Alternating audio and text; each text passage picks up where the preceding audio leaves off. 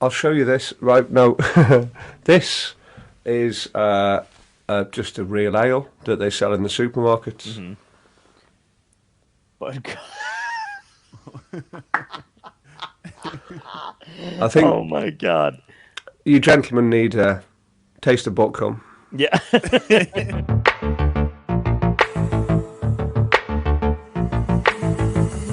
Dystopia tonight.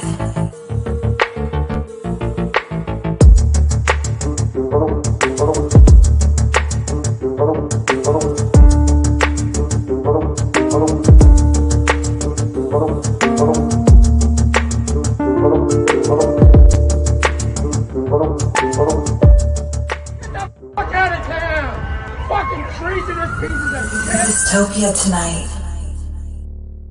I mean, I was hearing about these drinking games. I'd nodded off because it's about 4 a.m. here. So. drink. God, yeah, I gotta. Hi. But Hey guys. what's going on? Booze. Oh, Solo late night drinking. I love it. Cheers. To you and your dapper guest that you have to the right of you. I love that. Now, this is Mike. Obviously, Mike's kind of crochet, but my God, Mike picks up well. And if you press Mike's star, then Whoa, that is fucking sick. Wow. yeah, That I mean, is great. I say that it's basically the spring on the stand, but you know, magic. You got me. You absolutely got me. That was great. Yes. Do you want to play cards for money? I do. Good. I didn't hesitate for a second. I was like, I do. Yes. How do you do it? I'm not. Are you good at pool? No, I'm all right. Yeah. I'm all right. Sometimes the power of luck comes in. There was a guy at my school who was really good at pool and really loved himself, and the girls hadn't seen through him yet, and we were obviously because it's England in the early 90s. We were about 15, 16. We were in the pub. We were drinking. We were playing pool. And I tin-hatted him. I cleared the table before he sunk a ball, and it was all by accident. But he was so angry. I mean, so angry, and just the memory of that is still sweet. That's fantastic. 30 years later. I'm not good at pool either, but I do occasionally, and it's always the worst situation because I'll get lucky and to like break really well, and they're like, "Oh, yeah, a little bit of a pool," and I'm like, "Don't! This is not happening. Like, this is a fluke." I apologize.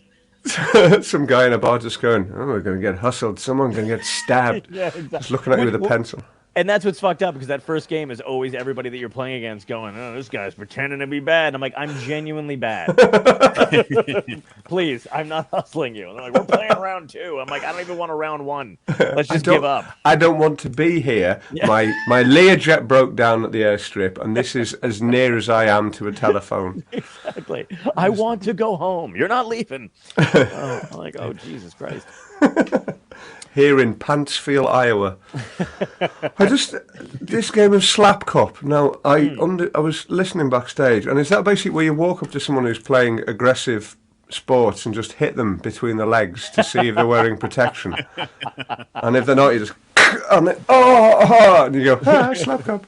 That sounds like a great way to die by suicide. Just go up to a sport dude and kind of just crack him in the nuts. Excuse me, you haven't got a neck. Get him right on the treasy bell with. Right. Oh my. What drinking games do you have over there? I feel like you guys are professional drinkers as opposed to, we're very sloppy here. I'll show you this. Right, no. This is just a real ale that they sell in the supermarkets. Mm-hmm. But I think oh my God. You gentlemen need a taste of buttcom. Yeah. maybe a pint of buttcom. Wow, that is beautiful. We don't need drinking games. We just because we do it properly. Yeah, you got buttcom. That's great.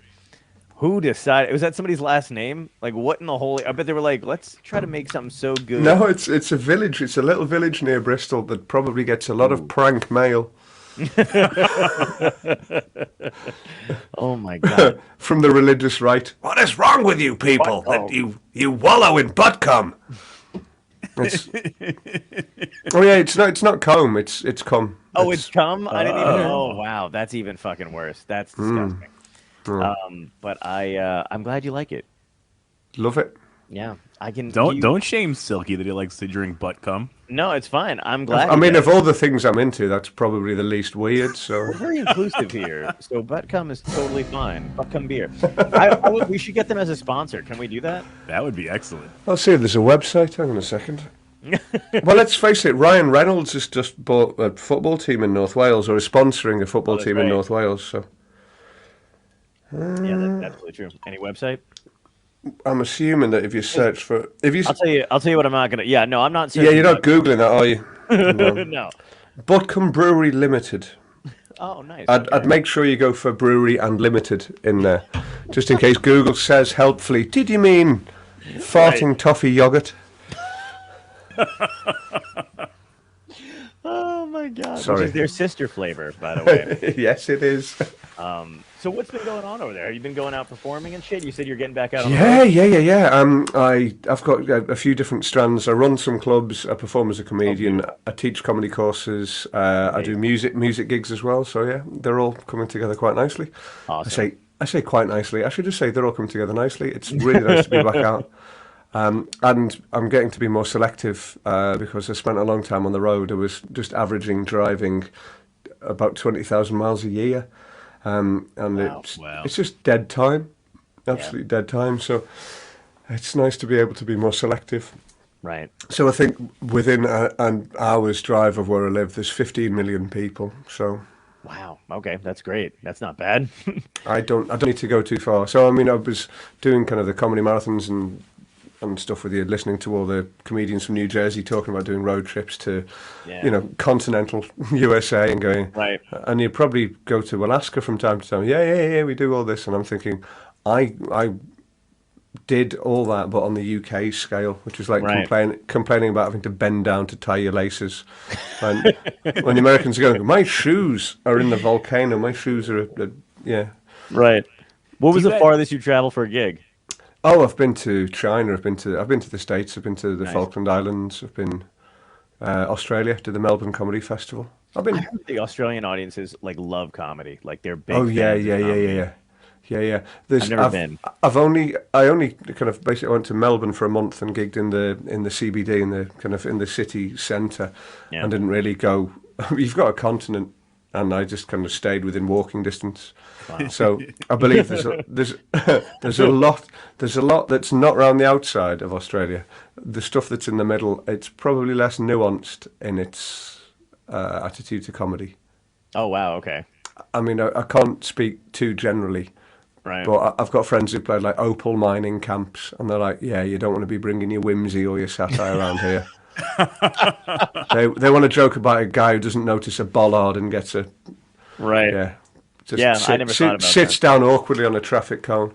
Yeah, they only show you. That's what's weird about Australia is they only show you obviously like the cool parts, but even the cool parts have some of the scariest fucking animals that I never like even the nice parts. You know what I mean? Where they're like, yeah, we've got lovely architecture and beaches, and also giant fucking bats that could pick up children, and you're if you dress your children as fruit, they could be at mild peril.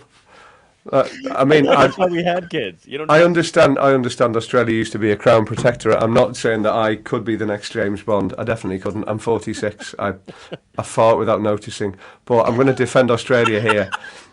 To an American interviewer saying Australia's got some really dangerous animals. You've got have you seen your firearm death statistics recently? Australia's, oh Jesus, yeah, Keith lost a leg and someone got bit on a fucking stink hole by a nasty spider. But in Australia we just got some insects that you can go fuck off out my toilet. Go on, get out. That is a good point. They have the animals and we have cops, so we win. Hey, now let's be honest. It's not just cops; it's the civilians with guns as well. That's true. People with a grudge. Yep, you're right. I mean, we've got Brexit. We're doing that to ourselves with austerity, but oh yeah, you guys got fucked. Yeah. even before COVID. And now you guys are pretending that basically, well, the guy in charge still pretending that it doesn't exist anymore at all, or what? When you say the guy in charge, you mean the one who looks like a sunburnt pork dugong peeking through a cloud? That guy, Um, yeah. yeah, I don't, I don't know if he's in charge. I just think he's at the front. He's at the front of the line, and everyone's like, he must know. He probably fucked his way there because the Wikipedia page about how many children he has is hilarious because he's never given an integer. He's never given an actual number of how many kids he has. Oh my God, I've never seen that. I've never been to his Wikipedia page before. But for some reason, women seem to Glorious. find him appealing. Can you imagine a wardrobe falling on you with a key sticking out the door? Oh, good. That's what it's been described as. It's like, Oh my God, that's I mean, fucking I phenomenal. know it's kind of 6:30, 7 o'clock in the evening over there, but it's late here, so I'm just gonna. Yeah, no, let it go, let it fly. Absolutely, it's dystopia. Yes. A Cheers. child having a soda. I'm like, oh guys, you got alcohol? In a second, I'm just going to pour myself some sweet, sweet booze. This one's Timothy Taylor's Landlord because let's face it, if you're going to be oppressed, you might as well have a landlord. So what? I don't really know. We talked about we met on the charity podcast that we did, which was a blast. And Yeah, we've met a you few popping times on those. Well, Yeah, I mean, and you- neither of us are charitable people, but Tom seems to get us together and saying, "Come on, one of you, it's dawn, and the other one's dusk. Come on, It's let's get you together to raise money for Yeah. someone who did too much coke, and they're all I falling honestly apart." Didn't recognize you outside of your robe. So, Well, if you want, I mean, what's your budget?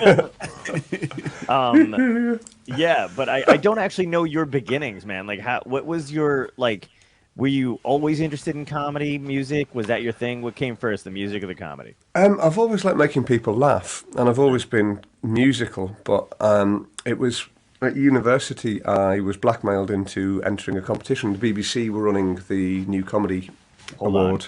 We gotta find. I gotta know what the blackmail was.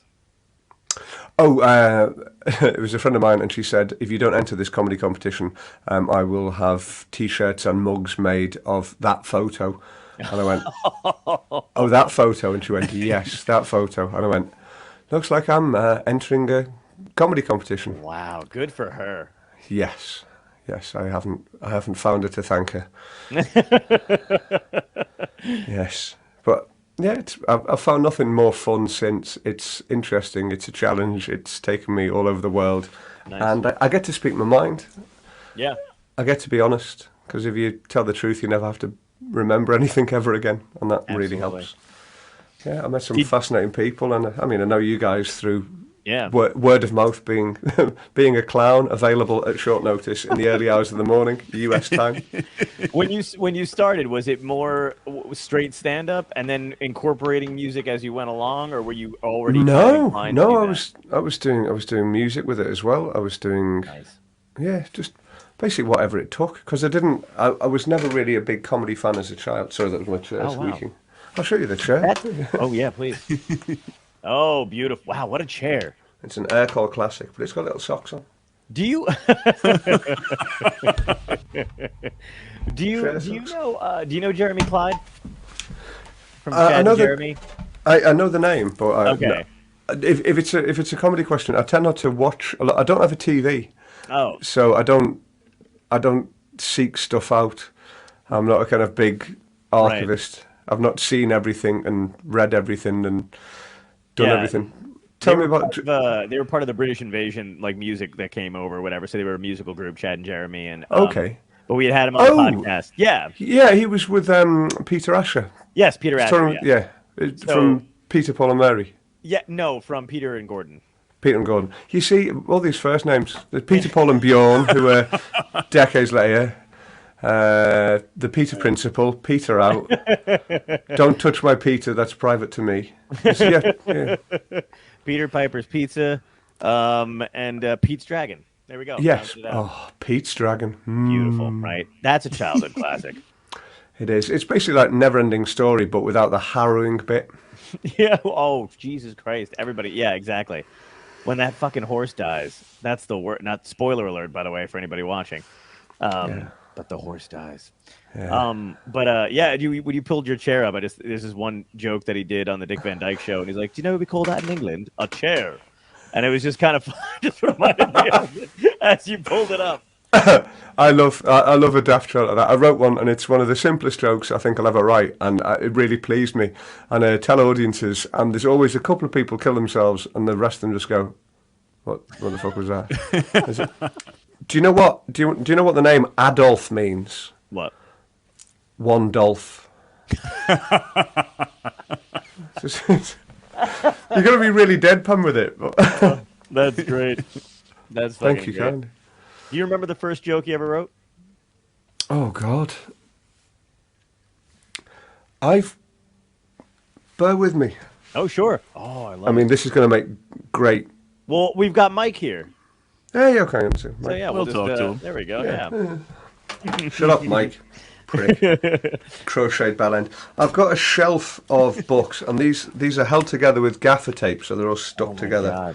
And these are from when I was at university, and a friend of mine, Al, and I. Look at this. This is kind of electrical tape that's just. Wow. Wow. So these haven't been opened in years. That's incredible. I love that you have an archive of your like most people are like, nope, next question, and you're like, hang on a second. Yeah. So there you go. The first thing written here is Vorsprung Dolph Lundgren. So this is my girlfriend in second year at university bought me this notebook, and I was writing in it, and then I've got set written in it, and then some of her doodles. Oh my God, that's great. Perfect. Oh, all flowers. Oh, the same one that Mike's wearing. Yay, skills. And then I've got set lists. I think Mike stole your girlfriend.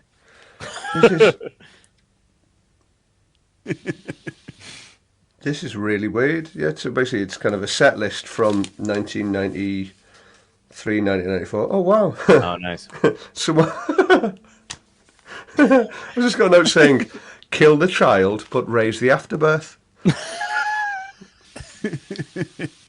What if we do? What if we like unlock some kind of like hidden memory that you didn't know you had as you're awful. reading through them? You're like, oh my God. Then I've got, just because this is patently, I've got no idea how to structure a set. I'm just writing a list of things. Just the guy from Oasis is trying so hard to be John Lennon because he fancies Yoko Ono. Oh, sexy underwear. I'd like to talk about a topic close to me: rubber undies. A cross between a bra and bungee jumping. I mean, it's not bad considering it's kind of. You got to Years and rework years them old. back into the act. Oh, I've just remembered there's a thing here: badly thought out charity events. Oh. And I remember what that joke was. So that was kind of like a little aid memoir for a set, but it was it was my job when I was working at a charity to organise the fundraisers. So we had how many people can you fit in a phone box for the amputee ward at Dundee Royal Infirmary? We had a barbecue for the burns unit, which was.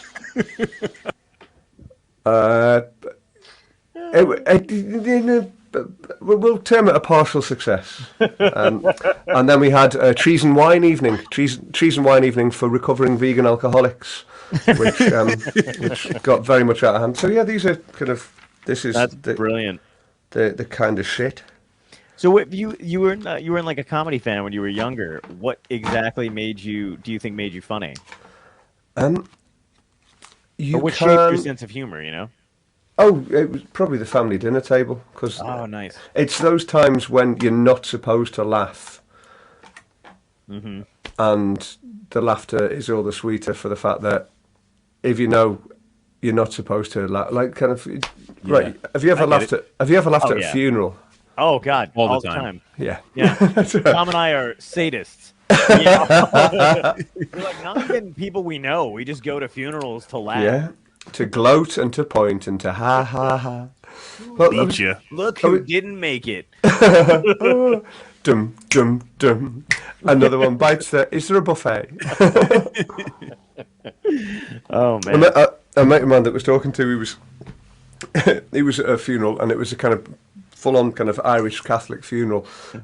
His father-in-law had died, and it was over in rural Ireland, and he took his son, who was quite young, probably too young to be at a funeral. By the way, I'd just like to state for the record, at my funeral, I want everyone under the age of 7 to be given a vuvuzela, just like a...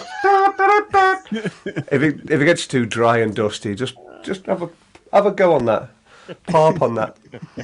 But he was at the funeral, and his son was doing really well, just kind of behaving himself and paying attention in this church crammed with damp tweed-wearing Irish mourners. Oh, wow. Until his son just kind of looked around and was kind of standing on the pew to get a better view, and he said, "You got to get down." So he's sitting down, and he just went, "Where's Grandad?" Oh, Jesus. And he went, this is Grandad's funeral. Grandad's died." And already there's a few people going,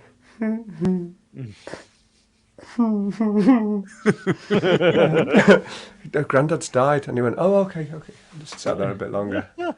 And then asked a bit later, "But where's Grandad?" And he said, "No, Grandad, this is Grandad's funeral. Grandad's died, and Grandad's body is in that box. That box is called a coffin, and Grandad's died." And I went, "Grandad's not alive anymore?" And he went, "No." And the church was silent as this little lad went, "Who killed Grandad?"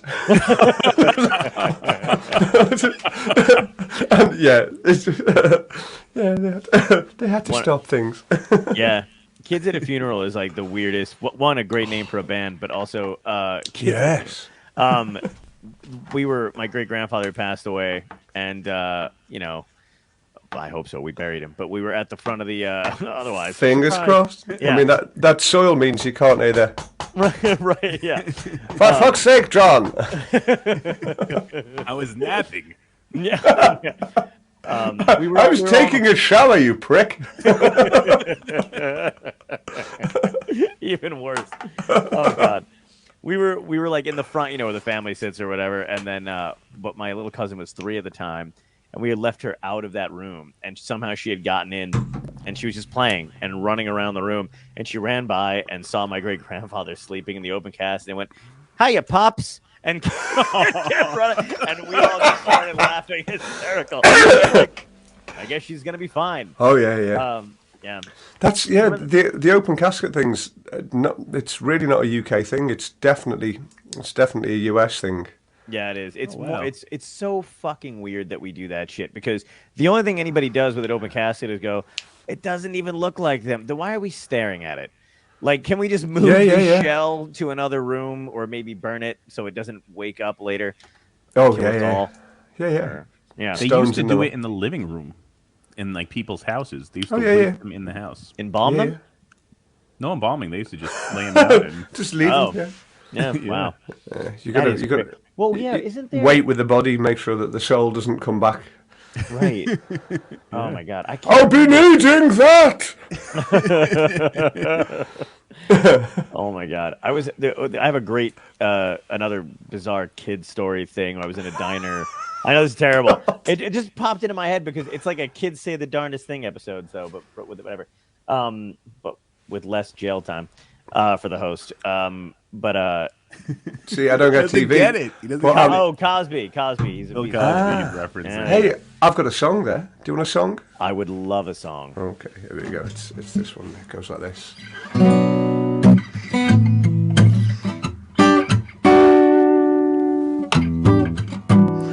Oh God, no. You're trending on Twitter. There's only one of 2 ways that can go. You've been in my life, you've been a part of everything since I was a child, and now, oh no, you're trending on Twitter. Which way will it go? Dead or a nonce? Dead or a nonce? Have you played your final song, or did you pork a child once? Dead or a nonce?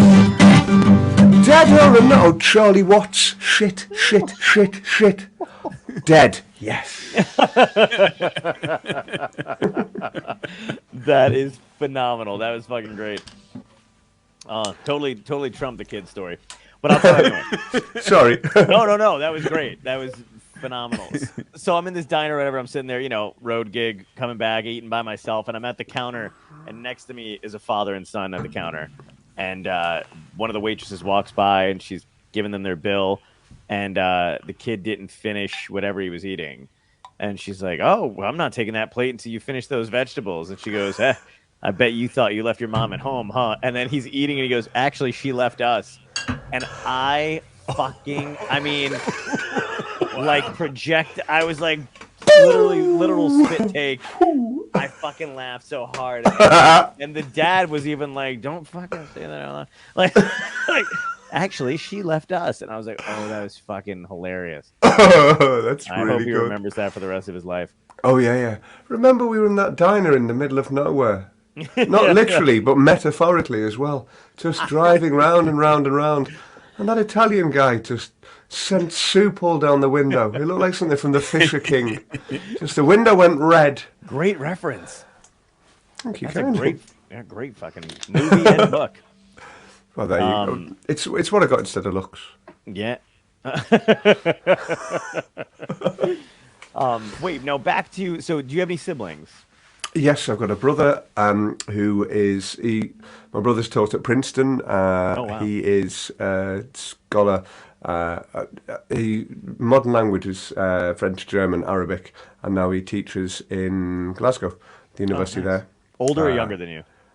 2 years younger, and my sister is 6 years younger, and she is a vet. So basically, I swear at strangers, travel the world going, please love me.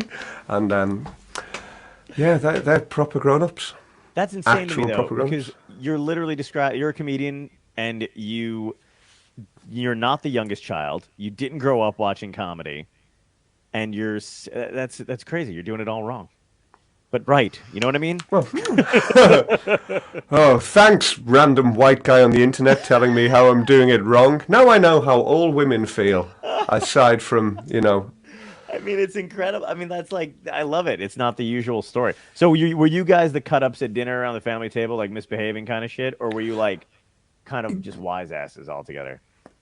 There's that blowout when you kind of do the spit take, when the food comes out, that to me, if you can do it with a drink, and you can do it with food, that was kind of, there was a point system, and you get 50 points for a blowout, because my mum could be quite serious. Mum was a teacher, and she was sick of kids by the time she came home to another 3 of us. Oh. And just, it was that kind of, just eat your food, and just let's...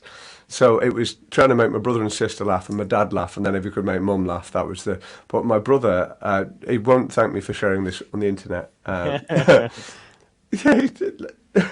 He would drink gravy from a plate. He still does. If he's eating cereal, he drinks the milk from the bowl. He would drink the gravy from the plate. Oh, my God. Yeah, but I made him laugh when the plate was kind of at that angle. So there's this noise and a line just... all around the room, this brown line, and it was beautiful, astonishing. In the kind of Harry Potter canon, J.K. Rowling wrote in a cafe in Edinburgh called the Elephant House, and I was in there with my sister and brother-in-law and my brother, and my brother Ben and I made my sister laugh so hard that what she was drinking came out of her nose. But the thing is, she'd made the cardinal error of taking a big gulp of the drink, which was a hot chocolate that was far too hot for her to actually drink. So as we made her laugh, hot chocolate with whipped cream and marshmallows came out of her nose and tear ducts, and it was at scalding heat. So I still don't think she's forgiven us fully for that. Wow. But obviously, the sight of her just doing kind of like some sort of foam explosion out of the orifices in there, it's melting. That's so great. Epic. Yeah, and obviously, hot milk. If you get that in the sinuses, there's no way you can't sluice that. That's gonna. Is that I feel like that's an English thing, isn't it? Because I've never had the warm milk thing. No, but with the hot chocolate, you make it Oh, with hot chocolate. milk. Oh, okay. Yeah, I'm yeah, sorry. yeah. Oh, I thought you went from hot chocolate to and also warm milk. No, because if it's made with the hot chocolate's made with milk as well, so that's Yes, kind that's of true. That makes rinsing around the cavities inside her head. Right. Num num num. Making my own cheese. In my eyes, in my tear duct. What's that you say, Mike? Amazes me again. Oh my God. I found this while I was looking. I have. Oh, That's amazing. fantastic. That is a I great found a pick. silky plectrum. So I was going to say, I don't know if you run competitions, but there's a competition that you can run for a vanishingly rare silky plectrum. Yeah, I would love that. That's Love it. fantastic. Mark says hi too. I saw Angry Shih Tzu check in. Mark Riccadonna. Hey! Jokes. Mark Riccadonna. I owe that man an email. I feel very guilty. At least it's just an email. I owe. No, I'm just kidding. You owe a kidney and a You got off sister's easy. honour. You know what these Italians are like over the honour of their sisters. Oh. So what? I'm gonna keep going with the comedy thing because I got to know what sparked you into comedy. So you're in university. A girl dared you to do it, and then you decided I'm really good at this. I'm gonna keep going. Like you know what I mean? Like No, that no. first gig. My fourth gig was the final of the BBC New Comedy Awards. Right, So basically, I did my first gig, which was the Heat, right. and the second gig was, a qualifier. The third gig was the semi-final, and my fourth gig was the final, which was at the Pleasance in Edinburgh. With kind of the BBC were filming it, and there were kind of 400 or 500 people in the room, and I went, "Oh, I quite like this." I think I'll do this forever. I don't think I think I'll do this forever, but it was certainly more fun than I was. It was more fun than my degree. It was more fun than lots Right. of other things, and I thought, why not? Why not Yeah. explore this? Because I've always had that give it a go attitude. Mentality. Yeah. Yeah. It's like my mum was. She was an English teacher, and she was a big fan of Alan Rickman. And Alan Rickman was in Liverpool playing Hamlet at St George's Hall, and I said, "Well, why don't you go down and see Hamlet?" And she went, "It's sold out." And I said, "Well, why don't you go to the stage door? He's got to leave at some point." And she went, "What?" And it just, the idea that it hadn't occurred to her that she could do that. So basically, Alan Rickman's coming out of the stage door at St George's Hall and said, "I'm sorry to bother you. My mum's an English teacher and we're both big fans. Not in a creepy way, but can I Right. introduce my mum to you?" And she was like, just, I've got a photo of my mum looking absolutely astonished, and the back of Alan Rickman, and then a photo of my mum and Alan Rickman. It's just, and the thing is, you can do that. It's just, if it doesn't occur to you to do, if it's so outside of your experience to do that. And years later, I was doing a charity benefit down in London at the Royal Court Theatre, and I was sharing a dressing room with Ian McKellen. Oh my God. Wow. Yeah, and my That's mum, incredible. my mum and her friend Fran had come to the gig because not because I'm on. They're not going to travel down to London to see me, but because some of the other acts on the bill. Ian McKellen's one of them. Miranda Hart was another one from Oh, wow. Spot. Yeah, and sharing this dressing room, my mum and her friend Fran, I'd call at the stage door, to get brought up to my dressing room. I was like, "Oh yeah, this is my dressing room," and she was like, "This is very nice," and Fran's like, "Oh, this is very nice." Yeah, and they kind of sat there on the sofas and kind of looking around and stuff, and there's some sandwiches there, and they say, "Do you mind if we help yourself?" So my mum and Fran are sat there with the sandwiches, and fucking Gandalf walks in, and he's huge. I mean, I'm quite a tall guy, but he is physically very imposing, even Wow. for his age. He's well over 6 foot, and he's kind of, Oh, I didn't know that. you wouldn't like a slap off him. If you were playing slap cup with a cast of any of the Lord of the Rings films, you're looking more to your kind of your eenier weenier ones. I mean, even the Hobbits, some of them. Sean Astin's a hefty unit. But, Right. So basically, my mum and Fran are sat there with the sandwiches in their face as Ian McKellen walks in, and they're like, you could tell from the face of like naughty schoolgirls, "Oh my God, are we eating Sir Ian McKellen sandwiches?" And as they're going, "Oh no, no," it's like, "Oh," and he's like, don't get up. So he kind of sits down and said, I'm Silky, I'm one of the other performers this evening, I'm a stand-up comedian. And he went, very pleased to meet you, Silky. I said, and this is my mum. And he went, hello, Silky's mum, and shook her hand. And I said, and this is my mum's friend, Fran. And there was just this moment where he went, hello, Silky's mum's friend, Fran. I dined out on that story for years and years. And he was absolutely charming. He was properly lovely. So if I'd finished my degree with flying colours rather than getting a third and gone into a job I didn't really fancy just because it was a job, then I wouldn't have done stuff like that. So yeah. I'm all about that. I'm all about the experiences in life. I feel like that's the more important thing. Right. Yeah. When did you let go of the safety net, though, and say, okay, let's do this? Did you leave like a paying job or a work? No, I was temping in a call centre. So I went full time in 1997, and it's Wow. Okay. yeah, it's Wow. 4 years. So you started in '93 and then went full time in '97. well, my first gig was a music and comedy gig in '93. Basically, I was doing music and I was funny in between the songs and funny, just basically titting around. So my first comedy gig was in October of 1994, and Julian Barrett from the Mighty Boosh was on the bill as well. Way. Bill Bailey was headlining. Wow. Holy shit. That's crazy. What club was it? It wasn't a club; it was a students' union bar in Oh Scotland. wow. Okay. Yeah, there was the National Comedy Network was run by sponsored by Newcastle Brown Ale, and it was it was kind of maybe kind of 40, 50 university gigs. So these acts would be on the circuit just because it was kind of a well-paid university circuit. Wow. And it was good fun to do my first gig there. Nice. And then did bits and bobs else. Yeah, I wouldn't say that I ever thought I'm going to go for this. I'm going to fucking go for this. It's just it was more fun than the alternatives, and it offered more opportunity to fuck around and not waste away. Right. Yeah. I feel like I don't know if the feeling over there is different than it is over here because I feel like I don't even know if it's right to say the confidence level of somebody going into a career like a musician or a comedian. Like we had Gary Newman on, and he basically just said that he was in like a school seminar where they were doing like a basically career day. Yeah. And he wanted to be a pilot. And one of the guys told him the odds of becoming a pilot, and he was like, "All right, fuck it, I'll just do music. I'll be a rock star." And he was like, and that was it. Whereas I feel like in America, over here, we're just like, "Oh my god, I gotta go to college. I don't want to disappoint my parents. I don't want to do it." And I just feel like it's different over there. You guys are like, "Yeah, fuck it, I'm just gonna do it." No, well, the thing is, I pretty much went to university because I didn't know what else to do.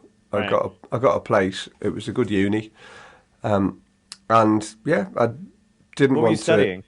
I went to do chemistry, and I found it incredibly tedious. Oh, okay. It was just really we were sold on kind of whizzes and bangs and explosions and brightly coloured smoke and people going, "It lives!" And you got there and it was just add a quarter of a drop of the titration mixer. So I jumped ship, and I'd never done biology at school. I didn't do any exams. I didn't do like, a GCSE or an A-level. No high school biology. And then there was a lecturer who was just a really eloquent kind of natural historian. So I thought, I like the way he sees the world around him. I want to see the world that way. Nice. And because we had the choice, it's like you've got to do 2 subjects for your degree, and then the third one you get to choose something random, and you could do anything. It was the first year they brought in this kind of modular course, and I went to this lecturer, Jim Cobb, his name was, cell biology and genetics, and it was just fascinating, and it blew chemistry out of the water. So at the end of that, I went and spoke to this lecturer, Jim Cobb, and said, "Is there any way I could do more of that stuff and less of the chemistry?" And he went, "Well, you're not thick. I think you can probably catch up fast." Wow. So I loved it. I wasn't ever brilliant at it, but let me see. This is a £2 coin, Okay. Okay. and they brought these out to celebrate in 2003.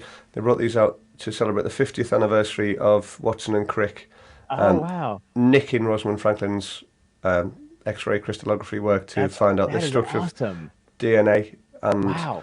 I carry that with me all the time to remind me that if I get tired of making people feel better, sometimes for my having left the room, then I can always go back and be shit at something I'm not that fussed on. But yeah, That's beautiful.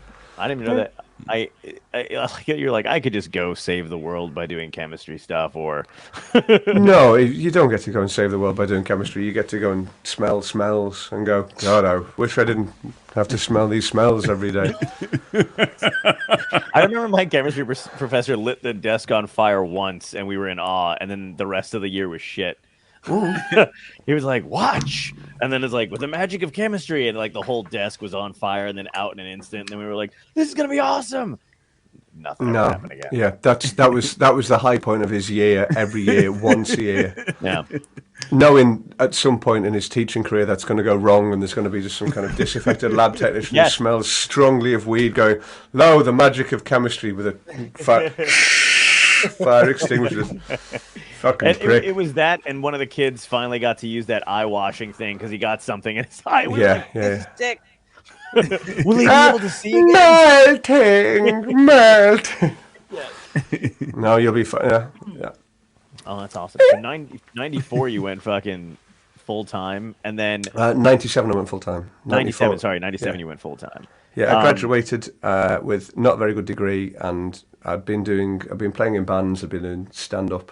I'd started running some comedy gigs because if you're living in a little town on the Scottish coast, then not a lot of comedy comes to you. So you have to say to comedy, "Come here, we'll pay you some pounds."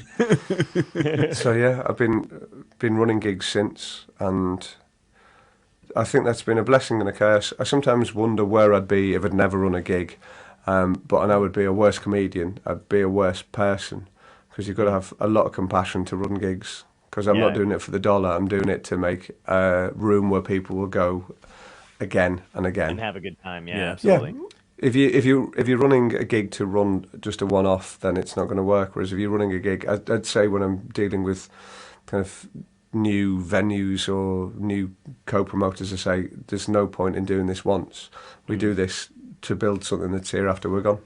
What's the scene like over there? Is it supportive? Like when you started and stuff, do you have like a crew that you hung out with? Yeah, yes and no, because you're travelling around, so there's kind of you going in with other people's crews, and when there wasn't really much of a scene in St Andrews. There were a couple of other folks doing stand-up comedy, and it's weird. I'm still kind of occasionally in touch with them, kind of nice. more Facebook than anything else. Yeah. Are they still doing it? No. Do you guys have any in fact, there's a woman on the circuit, and she's doing really well at the moment. She's kind of having a bit of a breakthrough.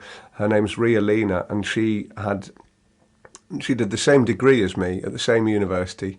I think she was in the same hall of residence, but 2 years after me or 3 years after me. Oh, wow. So I'm not sure if it was just that course. Wow. But yeah, Ria Lena, Rialina. She's got a PhD in virology, so she kind of went further down the science route. Oh shit! Okay. Yeah.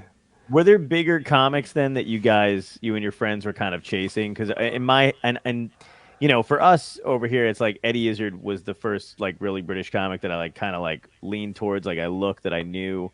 Don't tell John Cleese that when he's on. Well, I know. Well, I mean, no. I'm talking. Who the hell are you?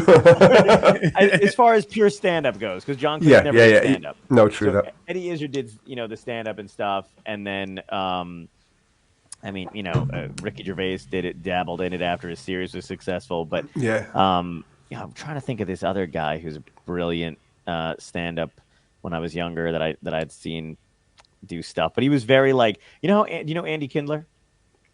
Yeah. Okay, he's like the Andy Kindler of Britain. He kind of like shits on other comedians, like it's like his thing. I can't. Right. Okay. I can't think of his name. I wasn't a huge fan because I don't normally enjoy that kind of. You know what I mean? Like it seemed bitter, more bitter than fun. Yeah. Um, but yeah, those are the only things. Were there guys that you were like chasing? Like that's the career I want, or it's not that. No, really not. That's great. If you look at a map of Scotland, then you've Mhm. got the. Here, I'll draw you a quick map of Scotland. Showing off his cartography skills for us. Yeah, I was just realised I was about to draw on the back of that salad fingers thing I was going to send you. Oh god, That would be even better. that would be so There you cool go. though. Oh. A map of Scotland, A piece of drawn silky by art. you with a salad fingers thing. All right, I'm just going to see if I can. Bearing in mind, this is very stylised, but it might just work. Can you also put like a little "you are here" so I know where I am? I know where you are. Or... John. Thank you.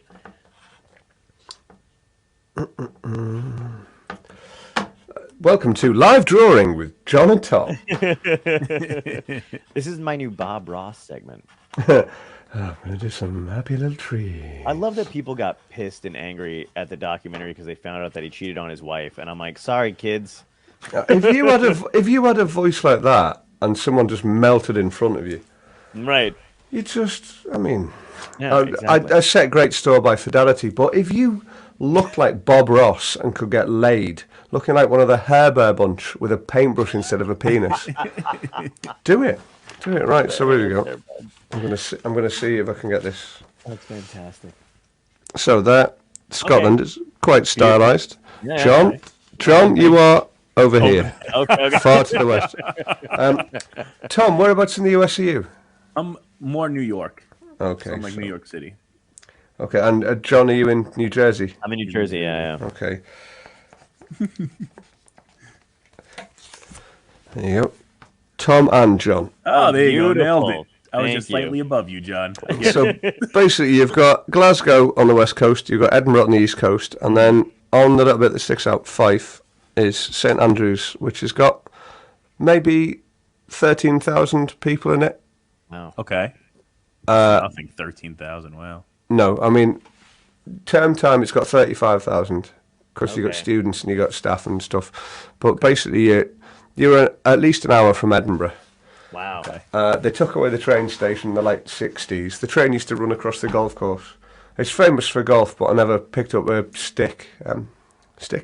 golf bat while I was there. So basically, it's an excuse for let's be honest, morbidly obese Americans to dress badly in public. Indeed. That's I see. I mean, golf is it's. I know some people get fun out of it. Yeah. And it's not. I got roped into going to a golf club, and I sucked so bad that I literally just like I think I was making other people there angry because I just would kind of just fuck around and like Yeah. hit it as hard as I fucking could. In Hey, whatever black direction. people! well done. Yeah.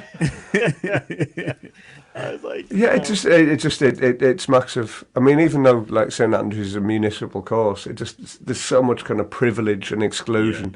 I just want to know how many people died of heart attacks when Tiger Woods got to be world #1 at golf. Just the sound of someone's piss boiling in the bladder. Like, what? It's like JFK's dad, Joe Kennedy, massive fan of golf, not a fan of Jews, petitioned to not have Jews at his golf club. yeah. Yeah.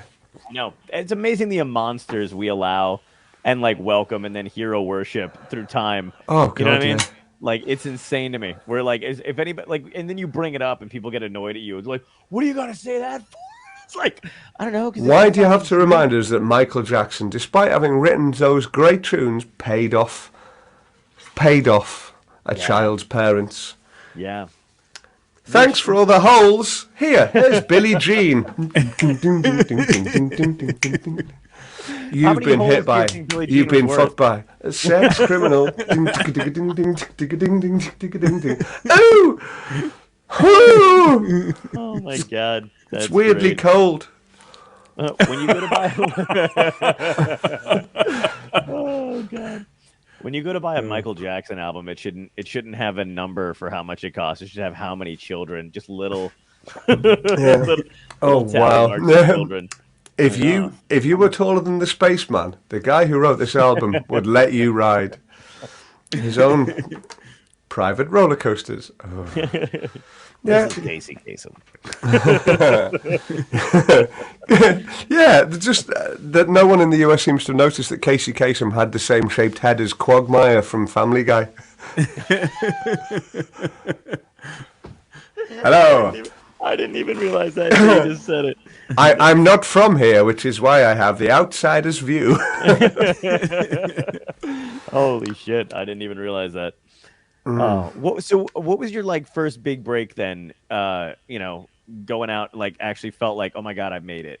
First big break. Like as far as like when getting paid for a gig, and then they paid for a okay. paid for a gig and paid for a hotel as well. Yeah. Oh, nice. Okay. And that like, was this is real. No, I know it's just an illusion. Sorry, I'm just going to see. There's a little bit left in the landlord. Then we're on to the butt cum. I know you guys have been waiting to see my face as I. Try the butt cum. Have you tasted? Yeah. Oh, I've tried it many times before. Tried it. God, if I could get a sponsorship deal, I would. I'd bathe in it. You're so prudish over here. You guys are just drinking butt cum right from a bottle. Hang on, you say the Americans are prudish. Yeah. John, there's a thing called the internet. You need to go on the internet. Yeah, but you guys get to see boobs on TV. We don't. Do we? Yeah, you do. It's not like I think that. What is it? The only you guys. It's not like it's on the news. No, it's. Bong. Boris Johnson's meet Joe Biden. Bong. Ooh, bit of a. Ooh. No, but you guys like your television program. Like, there's no like we have a specific channel we have to go to if you might see a tit. But Silky's like he doesn't own a TV, so all day long, no matter what time of day. John, there's a thing called the internet, and it's pretty much, as far as I understand it, the architecture behind the internet is sex glued together with cat photos. Yeah, well, some of that's. I mean, that's how I get off. So I don't know. If I find a link, or in fact, Tom, yes. Can you Google a map of the Mull of Kintyre? Map of the Mull of Kintyre? Yes, and it's Mull of. It's not Muller as in Muller Omar. It's where Paul McCartney used to live after he left the Beatles. Mull, M-U-L-L, and Kintyre is. Did you see the McCartney Rick Rubin thing that they did on Hulu? No. It was really amazing. The Rick Rubin interview with him was Was fantastic. it on a screen? Oh, but you have the internet. I do, but the thing is, I try not to use it because so much of my day is admin that I'm thinking. Okay. I mean, I'm making a special journey in front of a screen for you boys because you know all of the bones of you. So, Yeah. I mean, I wasn't sure whether or not I'd have to wear this as well. So.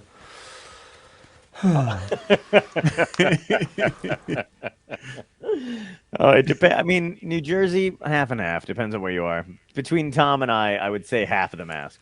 Yes. Yeah, fair enough. Okay. Yeah, that makes sense. There you go. Yes, like you kind of care, Yeah, but like really a kind of hot anything else Cyberman. makes you apart. Yeah. I mean, I'm fortunate. I'm in the UK. I'm double jabbed. I've got a piece of card which is really hard to forge that says I'm double jabbed. So. Oh, nice. I mean, wait until you see this technology.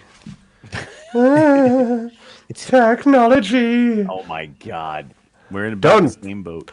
Don't forget your COVID-19 vaccination. It's now available for free because if you die, you can't pay taxes, can you, fucker?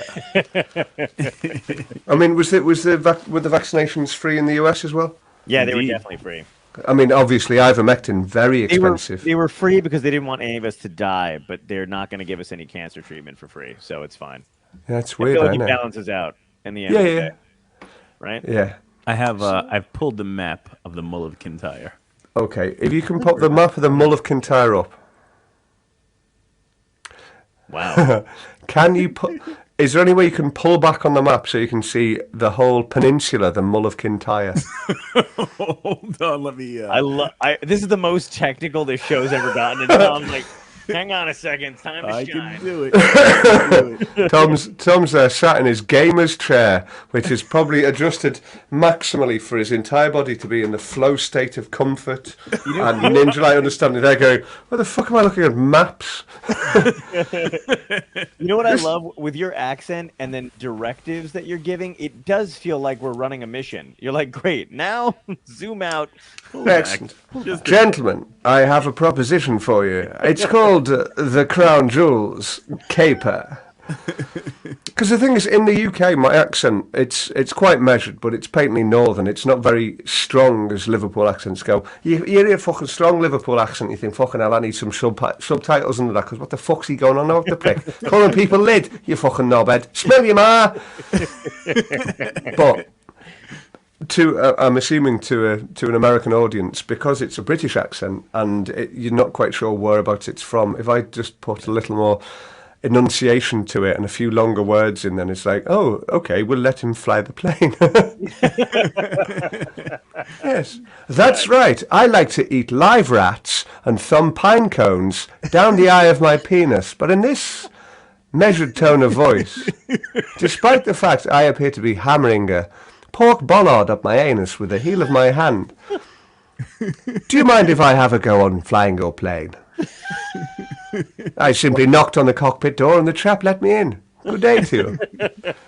I have pulled it back a little bit on the map. All right, we got it. Here we go. Okay. Oh, my God. Right. Okay. Tom, I need you to pull back even further on the Mull of Kintyre. A little further. I love the way that John is patently hallucinating. I mean, the focus stays on him when... Hang on, John, you've moved rooms. The last time we did a gig together, you had a pelmet. I did, yeah. Oh, yeah, my I'm God. spicing it up for you. There's some sponsorship dollar coming into Dystopia tonight now. Oh, it's fucking cum beer or whatever the hell it's called. I butchered the name of the beer now. Cumby, yeah. It's whatever that is. Cumby is the current Australian president. It's fucking Prime Minister Cumby, and I'll tell you another thing, you fucking prick. You can die. I'm gonna fucking die. and that's we've insulted our Australian listeners now. No, I'm sure that there are Australian listeners who don't agree with their country's leadership, much in the same way that there are countries all over the world who don't agree with their leadership. I mean, congratulations on your new one, who seems remarkably inoffensive. Yeah, he whispers a lot. That's basically it. Hey, you're listening to the Ovaltine Hour with President Joe. I mean, like that really nice, cool black fella we had the two before. Yeah. I'm in charge of a fleet of robot assassins who patrol the skies 24/7, sleep so very well. But at least I don't look like some sort of what's-it with an erection, some sort of cheese snack.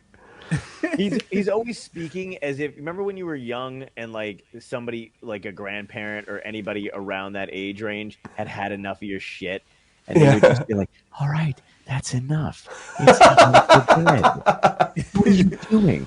Your parents aren't here. You can just run. And you're just like, oh, he's pissed. He's really fucking pissed. I got stabbed by my grandma.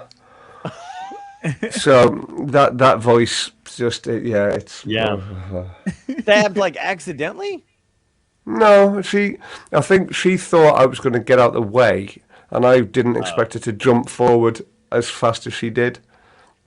She was a quick grandma. She was She was lithe, she was agile, and she made me break my piggy bank for a taxi to the hospital. Oh my God! All right, map of Kintyre, full shot. Let's do it. Right, that is the Mull of Kintyre. There was a ruling that on British television you can show a penis as long as it is no more erect than the Mull of Kintyre. Wow. So you can show as much dick as you want, as long as it's more flaccid than this. Yeah. That is fucking hilarious. Man, I thought Florida looked like a dick. Great. No. So remember, visit Scotland. What was it? When did you first come to the U.S. when you were doing touring and stuff like that? 2005, Nice. And maybe. how'd you wind up doing that? I came over for a mate's wedding. A friend of mine was getting married in Maryland, Chesapeake Bay. So gang of us came over. He was marrying, this is a guy I'd been at uni with, and he was marrying a lovely American girl. I think he's in Syracuse now. Hello, Jess. Oh, wow. See. Yeah. So yeah, while I was over, I just thought, well, I'm just going to phone around, and that was where I first met Riccadonna, wasn't it? I think that's what we established. It was at Stand Up New York. You said that he'd booked you there, right? Yeah, yeah, for the BET showcase, and I had no idea what the BET showcase was. I was just phoning around saying, my name's Silky, I'm a comedian from the UK. I'm just in the US looking for gigs, and this voice went, Silky, and I went, yeah, and he went, okay. So I kind of got the date, got the address details for the venue, rocked up, and aside from a Korean couple on the front table, I was significantly the palest there by a lot of colour swatches. And it was a beautiful audience, because that's where I got my opening line. In all fairness, you're not what I was expecting either. But I had no idea, because it's not a UK thing. We don't get BET. I had no idea that Black Entertainment Television existed, let alone that this was a BET showcase that I'd been invited to play, because the bouncer on the door when I went up, hiya, and it was just like. It was professional and sufficiently friendly, but obviously it's New York, it's a street of an evening, and if I walk up to you, from a distance, I'd probably look a bit white supremacist. I'm not, because I've met white people, but I walked up to this guy, and he's a kind of hefty professional unit, and I went, hiya, and his look was kind of, the fuck have they sent us now? And I went, I'm one of the comedians on the bill tonight, and he went, no. My name's Silky. I'm from the UK. I phoned and spoke to this guy, and he just kind of went, "We need someone at the door." Probably thought you were there to shut the place down. Yes, I think you'll find environmental health. Someone's found some DNA in one of your burgers, and they've traced the paternity back to the chef. That is a very special sort. Yeah, so it was really, really good fun. But it's a very different scene, the New York scene, to the UK scene, because there's that kind of drive. There's kind of serving drinks all the way through the show, the fast shows, the turnover, then the next show in. Whereas like the gigs I run, I've got. If you've got a room, we've got 130 people in. They get in kind of 7:30, 7:45. The show starts at 8, and the show finishes after 2 intervals. The show finishes kind of 10:30, 11:45, and it's like a kind of night out. And as compere, you're being funny as well, rather than just going, "There's another guy with a DJ as well." Right. So there's lots of subtle differences, but in the UK, I've known gigs where the compere can make or break it. I've known gigs where the entire bill has been in one car, stuck behind a massive accident on a motorway somewhere. So the compo's like, okay, it looks like I'm doing the show myself. Right. And those are the gigs where you really learn. Do you feel, because you've dabbled, obviously, in both worlds, do you feel closer to musicians or comedians when you're on the road, when you're on tour? Do you feel more artistically inclined towards one than the other? Whichever one buys me drinks, I suppose. That's a good question too, because who's friendlier? There are some people that you wouldn't expect to be friendly who, in a corner they'll have your back, and some people that are really kind of cheerful and hey, and you see them at a kind of service station somewhere in the middle of the night, and they just be like, "Will you die on? I could will you to a cornfield, you fuck." That's great. Melt. From the noise of Tom's mouse, he's still just clicking on maps of Scotland now, and he's going, "There's got to be one that looks like a vagina somewhere." I'm trying to see where to put it. I knew it. I knew it. Space for this somewhere. Oh, where do I park this? Where do I park this? Oh, will you look at this mull of Kintyre? Once this is truly engorged with blood. Guitar's never gonna leave my vocabulary now for that. That's how I'm gonna refer to it from now on.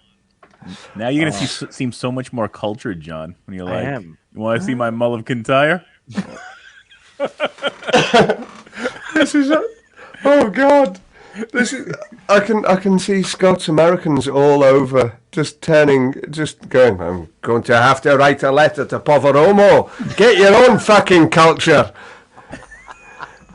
Jesus. It's cultural appropriation. Tending towards Sean Connery going, no, it's fine because I'm Italian as well. It's the Italian side, I think, that used to beat his wife, so that makes sense. Yeah, it's strange that. I don't know why I took a swipe at him. He's dead. There's no real reason to do that. Well, it's not like I'm going to come back at you, you mountebank. Oh shit. Oh, that's fucking great. So when are you coming back here? Are you coming back here anytime soon?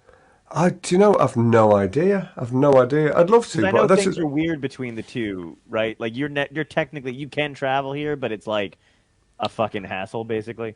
It lightens up. I think it turns into if they're vaccinated. It's yeah. I'm double jabbed and everything. The thing is, it's going to be a little while, and then it's what I come over for because the promoters who were new when I was gigging around, I don't know who's current. I don't know what's current. I don't know how the circuit works over that, and also the distances are so big. It's like if it was to come over, how would I put on like a solo show, and what venues would I put on a solo show?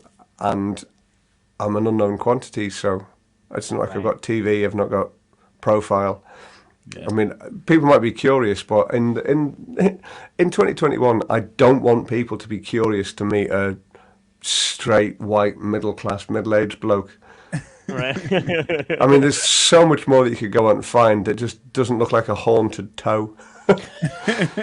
So if I make you laugh, that's good. I'm happy. But if I were to gig in the States, it'd have to be off the back of something that I haven't conceived of yet. We'll put something together. We'll get everybody together and do a huge thing and have you come out for it. That'd be fantastic. That would be fun. It would be fun to do a different comedian from each like country or yeah. Oh, that'd be a fun tour. Yeah. I mean, I can't pretend that I'm representative of the United Kingdom because I'm right. I mean, Scotland. Scott, is it where you're at now? What would you call yourself a representative of? Me, and probably not even the best advocate for that. I really enjoy making people laugh, and the people in the room are who I play to. I can bring, kind of 27 years experience on the comedy circuit, but I'd far rather do something that's fresh, just in the room for those people there. Yeah, and make sure that it's special, because that way you can't fake that, you can't forge it. Yeah, just live by my wits. You did the. I mean, I've seen you countless amounts of times, like come up with a song on the fly, on the spot, and you did one recently about my. I'll just take an example. There you go. Okay. On the fly, on the spot, on the fly. Where on the fly, on the spot, we're working with everything currently we've got. And Tom's there. Tom's there, searching maps of the Mull of Kintyre. So we're on the fly, on the spot. Tom thinks the west of Scotland's hot. It's exploring parts of Tom he didn't know he had before. And if Tom got drunk, and the west of Scotland found Tom lying on the floor, he would be receiving the Mull of Kintyre, or mist rolling in from the sea. Up the arse, it's always a pleasure to introduce you to geography.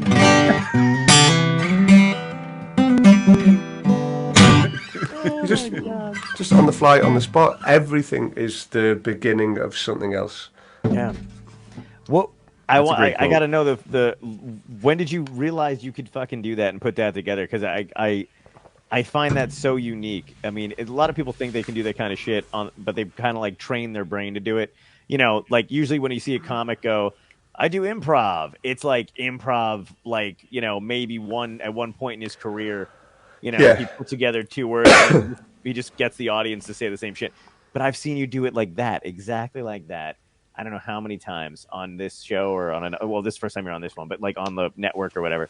Yeah. And it's incredible. And did you train your brain that way, or is it something that's natural? Like, If I'm fortunate in that I've got a kind of musical thing, so I can see a kind of musical structure and it doesn't have to be a symphony. It can be reasonably simple, and as long as I've got a melody and something going on underneath it, I can just roll with that and keep that simple enough that I can think over the top of it. So it's like if I'm looking, what I can see Tom's background in sharp focus, and it's like he's got a wall with a map on, and if he squints, he can see Mull of Kintyre, but if he squints too hard, it looks like the Mull of Kintyre's just come in his eye. And then there's like a chessboard with blue squares and photos, so he's like he's a Bond villain, he's got this map of the world with all the shipping routes and where the current nuclear weapons are, and then he's kind of playing chess, or perhaps he's sliding the photos on. It's the stuff that you notice, like in the background, John's deliberately fuzzed everything off because his house is on a witness relocation scheme. And obviously it would look weird if it was pixelated, and then I'm thinking, oh well, obviously that's what Tom's done with his house. His house has been pixelated because his house is either on witness relocation or his house is, it hasn't given permission to be filmed. So Right. you're just playing with that. But the thing is, you're playing with that while you've got a guitar in your hands. And it's just going, okay, let's compare those two. And I'll say, okay, we'll take a chord. Two houses, which is making me think, where else are two houses? Romeo and Juliet. Two houses, both alike in stature. John's Italian and Tom's from Margaret Thatcher. He's a big fan of shutting down coal mines and international shipping. John's got fantastic hair, but he's bald under there. His hair is mainly nylon, and he's gonna have a pylon where he blurs out his house so you can't see that he's got wigs on every horizontal surface. But Tom's a hairy man, and his house has been pixelated because Tom's lovely house did not give consent to be filmed. For Dystopia tonight, you think I'm singing shite, but there's a factual basis for everything I do. Everything I do, and as John puts his right hand to his face, we see his lovely bright pink Crayola marker that he writes with. Because in the fine Italian macho tradition, he's gayer than he could possibly tell Nonna. She'd be so disappointed. She'd pray for him, but it would do no good because John's a pink pen user. He's a sweet, nothing pink pen user. Am I being homophobic? No, I'm not frightened of my home. John is, which is why his home is home alone, and it's blurred out, blurred out, blurred out, blurred out.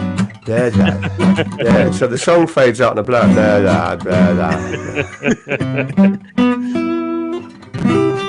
Oh, my face hurt. Yeah, me too. That was great. Jesus. So it's like a kind of stream of consciousness. Thank you for the compliment as well. I should learn to take those.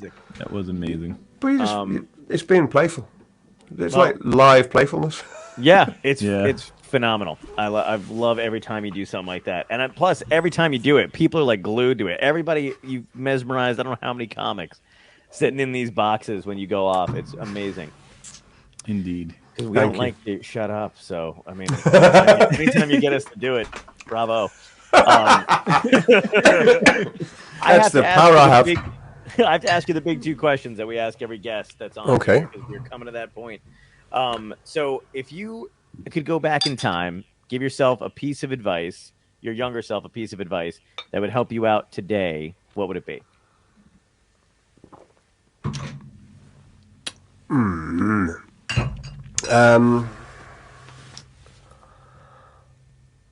This is a very good question. Thank you. Okay, I'll let you kind of choose the direction of my answer. When you say help me out today, how do you want it to help me out today? Do you want it to help me out kind of forewarned is forearmed. Do you want to help me out in terms of a career progression? It could just be life advice, not necessarily your career. It's whatever something that you feel you could have told yourself to be like, hey, this could be a little easier, beneficial for us. Oh, wow. Yeah. Do you know, I genuinely think I'm the luckiest man alive. I'm not, financially I'm not rich, but I'm wealthy in that I don't want for a great deal. It's great. The majority of complaints I have, I've got no complaints that aren't my fault, really. I think I get to deal with pretty much exclusively people I choose to be in the company of. Hey, so that's you get one wild and beautiful life, and the choices you make will influence the rest of it. Oh, so I love that. Find what nourishes you and move towards it. Don't hurt anyone else on the way. And if other people are nourished by the same thing, it's not a finite resource. You can have a scarcity mentality, but I mean the thing is, John, you're a stand-up, I'm a stand-up. We're not fighting for the same single laugh out of this show. The more laughter there is, the more laughter there is. And I believe that abundance mentality is really a useful way of looking at the world. Because someone might want to come along and go, I'm gonna take all of that for me. It's like, fair enough, but we'll know you by your fancy car. Yeah. We'll know you are a selfish prick by the personalised number plate on your fancy car. But the people with the abundance mentality don't tend to have the personalised number plates and don't tend to have the fancy cars, because they know that is just a status symbol that can be taken away from you. Whereas Mark Twain said, when you need a friend, it's too late to make one. Oh, wow. That's great. I love that. I never heard him say it. That's great. Yeah. I liked... Oh, my friend Nicole's watching. That's so sweet. Thank you, Nicole. I liked that you... I like the idea that you said we're not fighting over the same laugh or in the show, because I feel like if the show is the world, that makes so much more sense as two humans trying to be like, hey, we're all just trying to get along. Yeah. I mean, neither of us would be here if it wasn't for Tom working tirelessly in the background. Tom to make... away. See how fast he fucking winked? Like he knew you were gonna. He was like ready for it. He's like, "That's right, baby." This is where I pull up the backdrop, and it's actually I'm in Tom's house. I do love your black background, like you're in a void. Like it does seem like you've just stepped out of a portal every time I talk to you. Listen, I can show you the dark secret. I don't want to know what it is. I don't want to know. I want it to be dark. What about the mystery? I have one more question for you. What had to end in your life for you to get where you are now? Oh, wow. It's another deep question. And it could be positive or it doesn't have to be a negative thing ending. But for me to be where I am now, I think I've made...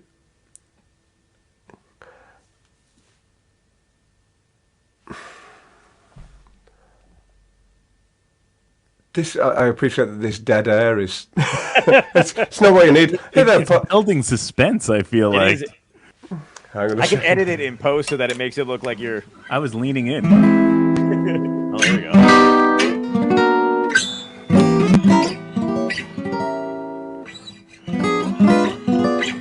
You'll be the first guest to sing his answer.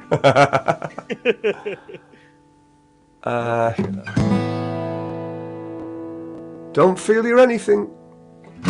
We're just specks of meat on a slightly warm, damp pebble in an unimaginably vast universe that's only slightly above absolute zero, and it doesn't give a fuck. It will never know you were here. So, just be nice. Don't be a cunt. I think that word's probably too much for even a podcast. Can we drop the cunt bomb? Yeah, we can stop saying cunt if you want. Just keep saying it. No, I mean, I'm not going to keep saying it, just in case there are any young listeners. We are live, aren't we? It's all right. Yeah, Nifty we are live, Nicole doesn't mind. Do you, Nifty? Yeah, Nicole might know. Yeah, Nicole's probably got sensitive ears. Yeah, it's okay. No, I'm sorry. kidding. I'm very, very sorry that I swore, but there are worse things in the world than swearing. It's just a syllable. Yeah. I mean, just imagine I was saying countryside, but didn't finish the word. Just...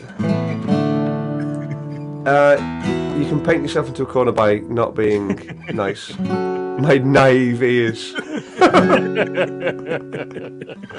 I just don't have naive ears. Just...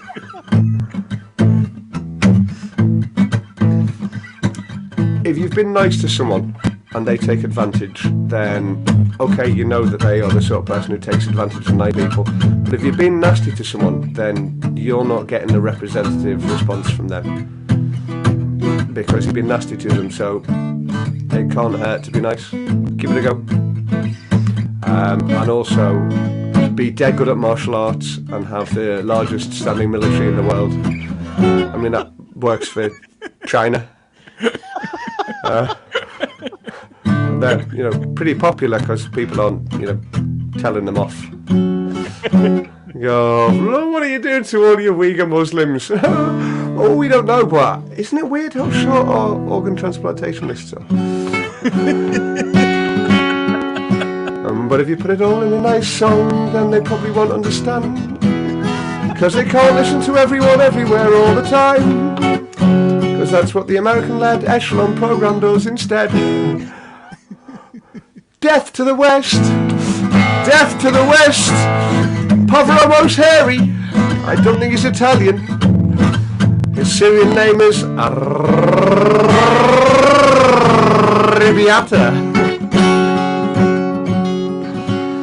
So just be kind, because your prison guard might be a fan of the podcast you used to do when you were at liberty. Until your career ended because you made the career decision of fucking booking me. What a cunt, what a cunt. What a countryside we have. What a hairy Mongolian clusterfuck. I'm just going to leave that one in the edit.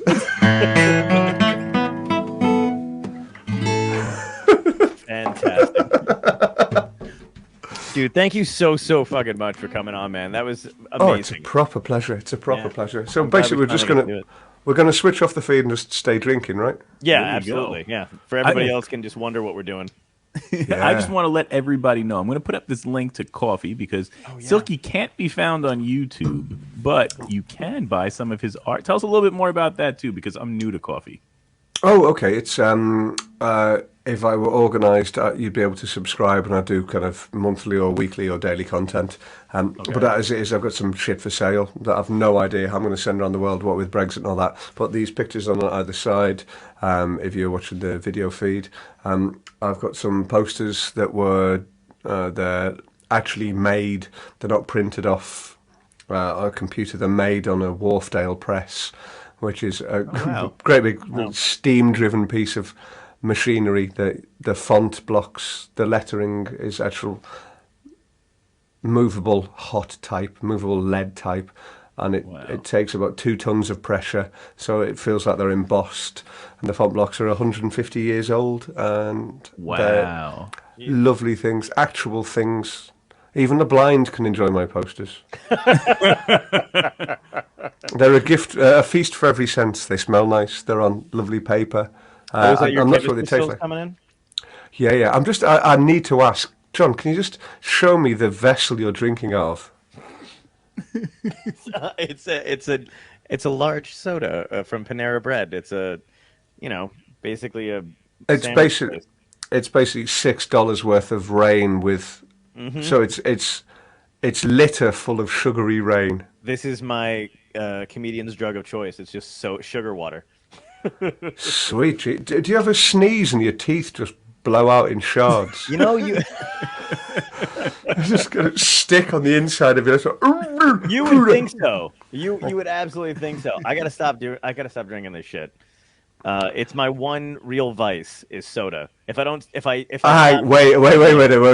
No. We know each other well enough to know that's not true. Your one real vice isn't sugary drinks. It's killing peasants from a helicopter with a high-powered machine gun. Every year, John goes to southern Italy, where life is cheap. He borrows a friend of his grandmother's helicopter, and he just basically, if he sees a herd of goats, he knows that there's going to be a goat herd somewhere, maybe high on a hill, a lonely goat herd. Look, some white people golf, as we established earlier. I'm sorry we don't have a black champion in that sport yet, but Give it time. I mean, Idi Amin was doing a fine job. Tom, what's your hobby? we What's almost your had OJ. OJ was up there for a bit, and then he kind of cooled off, So Yeah, He was very good at it. he wasn't that multiple, though, was he?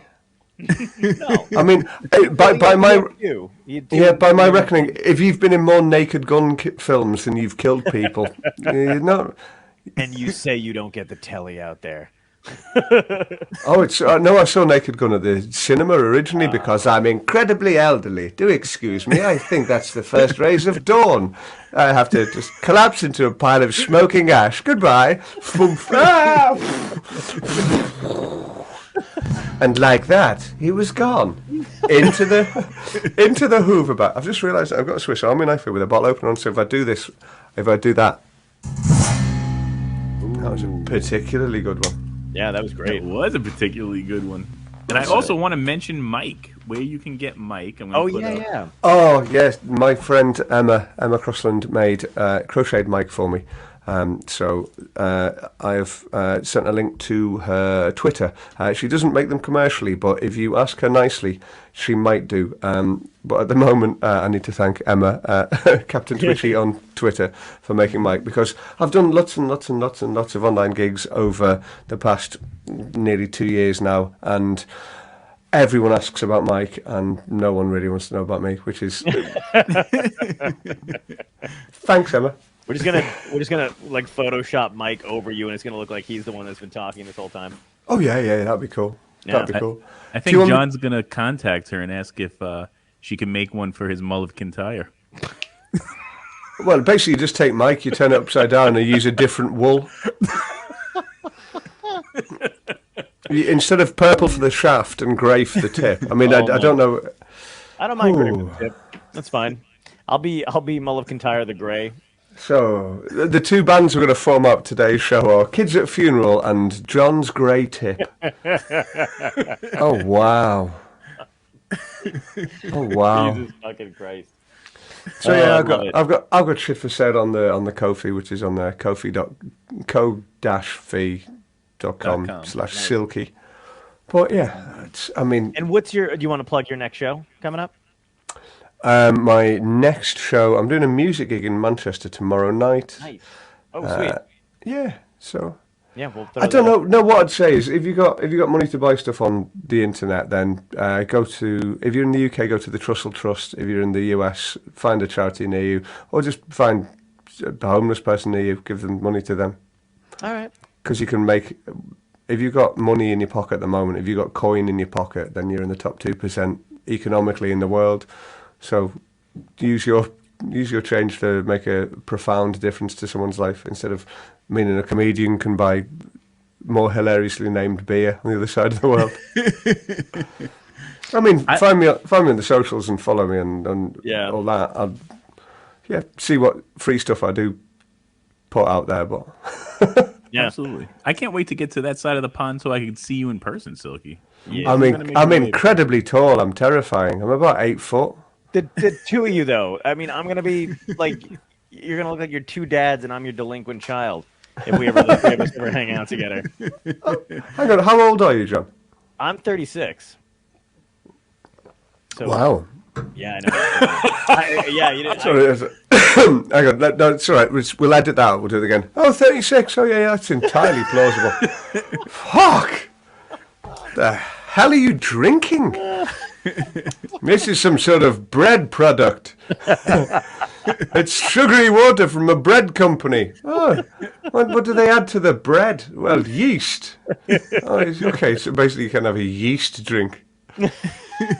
So every morning John shaves completely and then he drinks 19 pints of yeast and just the hair fountains off him. I've got the Santa Claus syndrome where I wake up every day looking in the mirror like Tim Allen and then it just grows. Wow. Yeah. Santa Claus Syndrome. Yeah. I mean, that's a song title, but it's going to be really gloomy, isn't it? I'll wait. Let's do it. Oh, God. Oh, Here we Christ. go. I love The doctor said, John, I need you to sit down. I know that this advice comes at considerable cost, 'cause you're American and you don't have free health care, but it's Santa Claus Syndrome. I got a second opinion. It's Santa Claus Syndrome. And John said, oh no, what does that mean?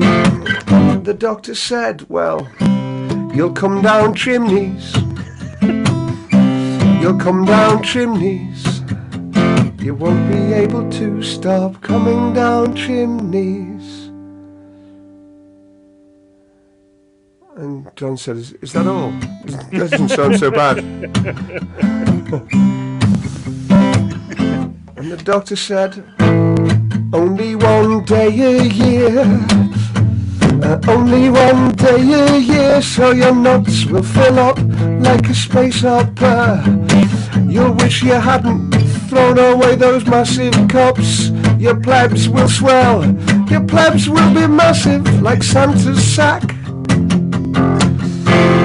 But when you come down the chimney, you'll fire off into the sky on a potent pole of jizz built up the other 364 days. And when you do, your nuts will shrivel to sun-dried raisins left behind. And every child in America will know that's him, that's the fucking wrong 'un. I saw on the roof, I saw on the roof. He was making a kind of ho noise.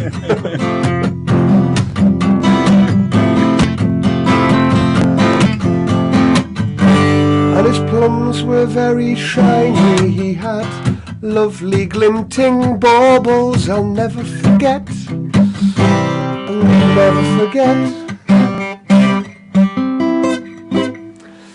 It is what it is. That was fantastic, man. Thank you. It's nearly 7 a.m. here, so I might as well just get up for work. So sorry. I know. I feel like I kept you so late. No, it's fine. I'm the Minister for the Interior, so I just got to drive down to London and dispense wisdom in an authoritative sounding voice. If the Queen dies today, we're gonna know it was you on your watch. Do you know, I did I did I did a joke on an online gig where basically I got a £10 note, and obviously the Queen's head is on all the money over here, and I got a £10 note and drew a little teardrop on it and said, "Oh, they've released the new official currency in the wake of the death of Prince Philip." And the Queen with a single tear said, "Oh no, this is just a draft. This is because the Queen used to run with a Mexican drug gang in prison, and she saw a murder. So that's a gang. These were designed before." That's so great. Oh my God. Well, listen, thank you so much for coming on. It's been a real pleasure. It's been a real pleasure. Thank you. And I will not keep you up this late again. I've got a thirst on that. All right. Cool, man. Tom, you want to take us out? Yeah, man. Thank you, everybody, for tuning in with us. And if you missed any of this interview, you want to check us out on John Poveromo, Dystopia Tonight on YouTube. You can catch the full video so you can see the actual map of the Mull of Kintyre.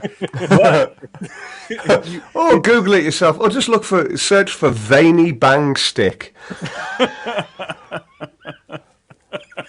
Pork bollard UK. That's actually my stage name, but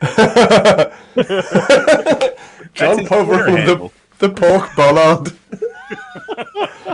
Oh my! It's the beef divide. Oh my god. Well, you can find us on anywhere where you listen to podcasts, including Apple, Spotify, or any podcast platform. Make sure you give us that 5-star rating. Move us up so we can have more incredible guests, not only from the U.S., but from across the pond in the U.K. and all over. Thank you so much, Silky, for your incredible talent in joining us tonight. Thank you kindly. I will say, if you're listening to this and you don't give these boys a 5-star review, I will find you. I will come and endlessly improvise songs at you. A 5-star review. I love it. Or else, you fucking toilets. I'm actually going to end every show with that now. gonna be giving it away. That clip is going on the end of every show.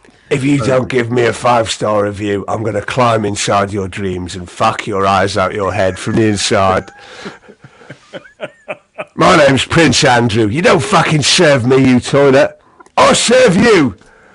On the arse. What's great about that threat is that the little Mike guy is just smiling like your psychotic accomplice. I love it. You got a problem, Mikey? Didn't fucking think so. I'll cut you. End it. End it there. Thanks so much. Have a good night, guys. Peace.